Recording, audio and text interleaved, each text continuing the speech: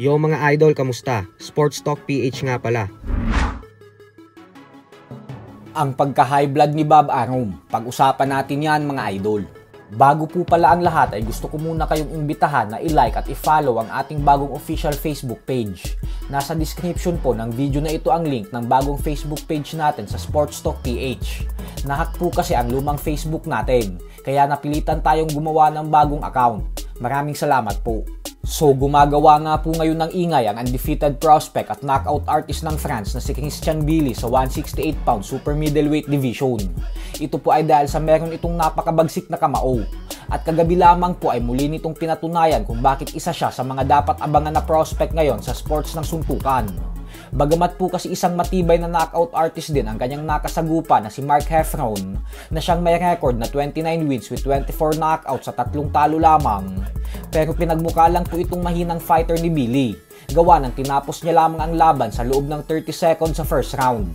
Isang solidong body shot lang po ang kinailangan ni Billy para tuluyang patiklupin ang pambato ng United Kingdom at hindi na nito nagawang makabangon pa. Kaya naman dahil dyan ay umabante na ngayon ang napakalinis na record ni Christian Billy sa 27 wins with 23 knockouts at walang talo.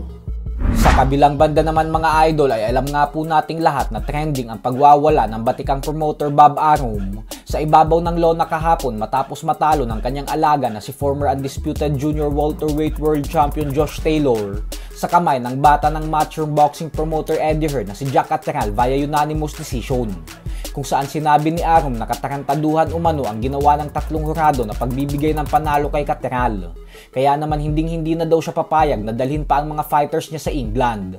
Gawa ng mga bogus umano ang nasa loob ng British Boxing Commission. Subalit posible nga pong ang pagwawala ni Arum ay hindi lang dahil sa pagkatalo ni Taylor. At bagkus ito po ay dahil sa nakalipas na 1 linggo lamang ay sunod-sunod ang pagkatalo ng kanyang mga alaga sa mga bigating laban nito.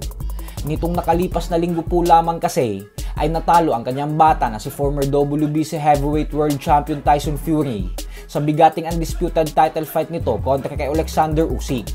At ilang oras lamang matapos matalo ni Fury ay nasilat naman sa hindi inaasahang pagkakataon ng isa niya pang alaga na si 3 Division World Champion Emmanuel Navarrete sa world title fight nito kontra sa heavy underdog at ngayon bagong WBO lightweight world champion Denis Berinchik.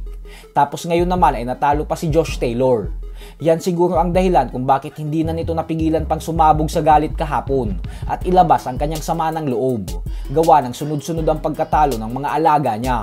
Magiging dahilan po kasi ito para bumagsak ang market value ng mga fighters niya na siya namang magre-resulta sa kawalan ng pera para sa negosyo niya dahil hindi na gaanong madaming fans ang magiging interesado na manood sa mga laban ng mga alaga niya.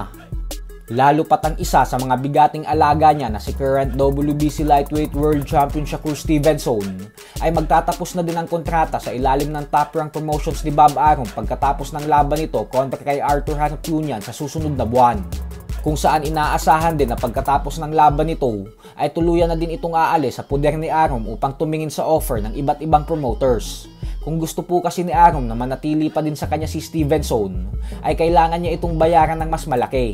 Gawa ng matagal na itong humihingi sa kanya ng mas mataas na bayad. Bagay naman na hindi ginagawa ni Arum. So hanggang dito na lang po muna tayo mga idol.